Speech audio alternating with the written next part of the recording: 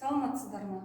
Мен Қызылорда облысы Арал қаласындағы Ұзақбай Қараманов атындағы 262-ші мектеп гимназиясы директорының оқушы жөніндегі орынбасары Құрманалиева Жанар Қуанышқызы.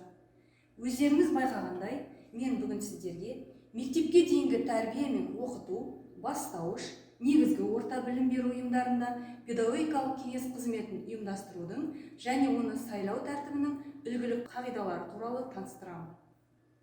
Қазақстан Республикасының Білім және ғылым министрлігі орта білім беру ұйымдарына арналған педагогикалық кеңесі хаттамаларының кітабы, орта, техникалық және кәсіптік, орта білімнен кейінгі білім беру ұйымдарының педагогтары жүргізу үшін міндетті құжаттардың тізбесін және олардың нысандарын бекіту туралы Қазақстан Республикасы Білім және ғылым министрлігінің 2020 жылғы 6 сәуірдегі 130-шы бұйрығына сәйкесті 19-шы қосымшасы негізінде педагогикалық кеңесінің хаттамаларының кітабы жүргізіледі. Педагогикалық кеңестің хаттамасы қалай жазылады? Педагогикалық кеңестің хаттамасы міндетті түрде өткізілген күн толық көрсетілуі тиіс және қатыспағандар туралы мәлімет түседі. Сонымен бірге қатыспағандықтарын дәлелдейтін себеп толық жазылады. Күн тәртібінде бүгінгі қаралатын мәселелер толық түседі. Және тыңдалды қаралған мәселенің тақырыбы жазылады. Ол бойынша сөйлеген адамның аты жөні және сөзінің қысқаша мазмұны жазылады. Содан соң қаулы етеді. Бірінші аталған мәселе бойынша қабылданған шешім түседі. Одан кейін педагогикалық кеңестің төрағасы және хатшысы туралы нақты аты жөні жазылған деректер түседі. Орта білім беру ұйымының педагогикалық кеңесінің хаттамаларының кітабы барлық орта білім беру ұйымдарында жүргізіледі. Онда педагогикалық кеңеске шығарылған мәселелердің талқылануы, педагогикалық кеңес мүшелерінің ұсыныстары мен ескертулері тіркеледі. Хаттамалар кітабы нөмірленеді, тігіледі, орта білім беру ұйымы директорының қолымен және мөрімен бекітіледі. Орта білім беру ұйымы педагогикалық кеңесінің хаттамасы білім беру ұйымы электрондық жүйеге толық қосылған жағдайда электронды түрде толтырылады. Яғни оның қағаз нұсқасын толтыру талап етілмейді. Қазақстан Республикасы Білім және ғылым министрлігінің 2 шілде 2018 жылғы 317 бұйрығы бойынша бірінші тарау жалпы ережелер. Мектепке дейінгі тәрбие мен оқыту, бастауыш, негізгі орта және орта білім беру ұйымдарында педагогикалық кеңес қызметін ұйымдастырудың және оны сайлау тәртібінің үлгілік қағидалары білім туралы 2007 жылғы 27 шілдедегі Қазақстан Республикасының заңына сәйкес білім беру ұйымдарының педагогикалық қызметінің тәртібін айқындайды. Екінші, білім беру ұйымдарының педагогикалық кеңесі білім беру ұйымдарының алқалы басқару нысандарының бірі болып табылады. Үшінші, педагогикалық кеңес негізінен оқу тәрбие жұмыстарын жоспарлау және іске асыру. Екінші, оқу жұмыс жоспарларын бекіту. Үшінші, білім беру қызметтерін ұсыну сапасы. Төртінші, инклюзивті арнайы білім беруді қамтамасыз ету үшін білім алушылардың үлгерімі және психологиялық, педагогикалық даму ерекшеліктері туралы алынған деректердің негізінде білім алушылардың жеке ерекшеліктерін ескеріп, оқу тәрбие түзету және дамыту жұмыстарын ұйымдастыруға ұсынымдар әзірлеу. Бесінші, білім алушыларға қорытынды аттестаттауды өткізу, оларды емтиханға жіберу, ұсынылған құжаттар негізінде білім алушыларды емтиханнан босату, білім алушыларды келесі сыныпқа ауыстыру немесе оларды қайталау курсына қалдыру, білім алушыларды грамоталармен, мақтау қағазымен марапаттау, негізгі орта білімді үздік бітіру туралы аттестат, негізгі орта білімді бітіргендігі туралы аттестат, жалпы орта білім туралы үздік аттестат, жалпы орта білімі туралы аттестат Қазақстан Республикасы Білім және ғылым министрінің 2008 жылғы 18 наурыздағы 125-ші орта, техникалық және кәсіптік орта білімнен кейінгі білім беру ұйымдары үшін білім алушылардың үлгеріміне ағымдағы бақылауды, оларды аралық және қорытынды аттестаттауды өткізудің үлгілік қағидаларын бекіту туралы бұйрығына сәйкес белгіленген үлгідегі анықтама беру туралы шешімдер қабылдау. 6.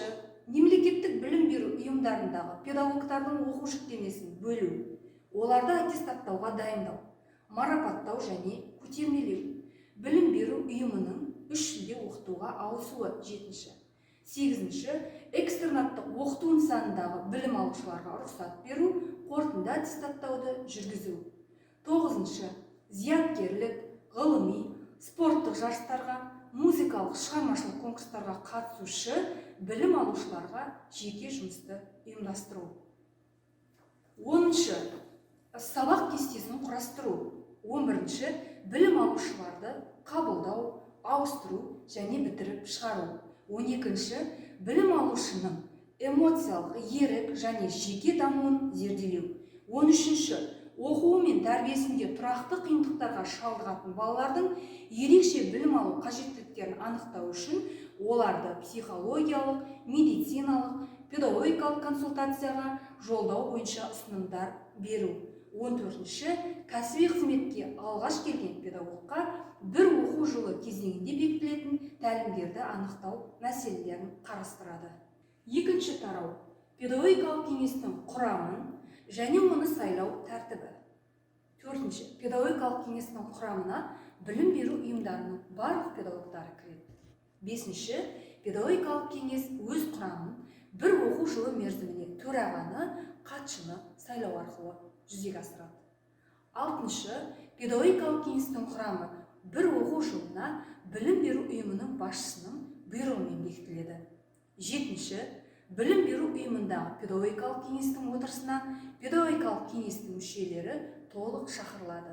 Қарастыратын мәселеге сәйкес қамқоршылық кеңестің, ата-аналар комитетінің мүшелері, білім беру ұйымдарына қарасты медициналық пункт қызметкерлері, сондай-ақ білім алушылардың ата-аналары қосымша шақырылады.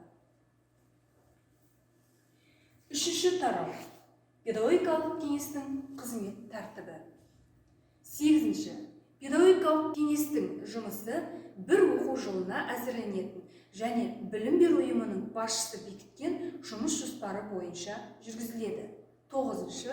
Педагогикалық кеңестің отырысы жоспарлы және жоспардан тыс болып бөлінеді. Педагогикалық кеңестің барлық мүшелерінің 4/1 ұсынысы бойынша педагогикалық кеңестің жоспардан тыс отырысы өткізіледі. 10. Отырысты өткізуге дайындық отырыс өткізілетін күнге дейін 10 күнтізбелік күннен кешіктірілмей жоспарланады. Білім алушылармен тікелей жұмыс жүргізетін қызметкерлер отырыс өткізілгенге дейін 3 жұмыс күні қалғанда хатшыға тиісті құжаттарды ұсынады. Педагогикалық кеңес отырысының уақыты, орны және тәртібі мектеп әкімшілігімен келісіледі. 11. Педагогикалық кеңестің шешімі дауыс берушілердің жалпы санының көпшілік дауысымен қабылданады. Дауыс тең болған жағдайда төраға дауысы шешуші болып табылады. Педагогикалық кеңестің құзыреті шегінде қабылданған және заңнамаға қайшы келмейтін шешімдер орындауға міндетті болып табылады. 12. Педагогикалық кеңестің отырысы бойынша хаттама шығарылады. Хаттамаға кеңестің төрағасы мен хатшысы қол қояды. 13.